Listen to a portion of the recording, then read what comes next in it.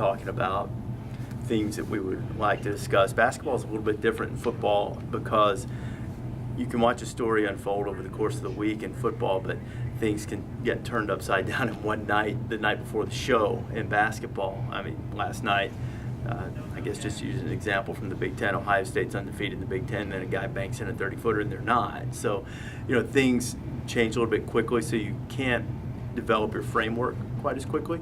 But I think, I spent a lot of time talking with the producers all week, and we kind of formulate a plan and go in about what we might want to talk about, and then we have a meeting on Friday and kind of try to flesh it out a bit. So if you could pick kind of a central theme or whatnot going into this matchup, what would have this discussions been like? About this particular game? I think really just we're anxious to see how Kentucky responds. They've been scuffling a little bit, trying to find their identity. West Virginia, I know that maybe a couple of stumbles recently, but this is a really, really good top 10 caliber team that I think is capable of making a run deep into the tournament. But Kentucky is talented enough to provide them with a pretty significant test. So I think you just look at it kind of as a mid-season measuring stick, maybe as an indicator of something you might see in the NCAA tournament. You'll see this type of matchup. This is like a regional quality matchup. This is Sweet 16, Elite 8 type of matchup, it feels like. So you want to see, when there's still time to grow, you want to see where the teams stack up at this point. When you look at this matchup between Huggins and Calipari, what are some of the similarities and differences that you know as far as their coaching styles go? Both obviously really passionate guys.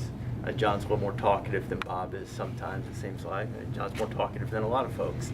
But, I think one of the cool things about these two guys is that through all of the tough, hard-nosed games they've had, through the big stages that they've gone at and broken each other's hearts in various ways, or I guess maybe in the last matchup, the way Kentucky, great Kentucky team, kind of embarrassed West Virginia, that they've maintained that same type of relationship, and I think that's kind of cool. They're both basketball lifers, and there's a great respect between the two, and I think it's John says he doesn't like it, but I think he probably likes competing against anybody. He says he doesn't like going against friends.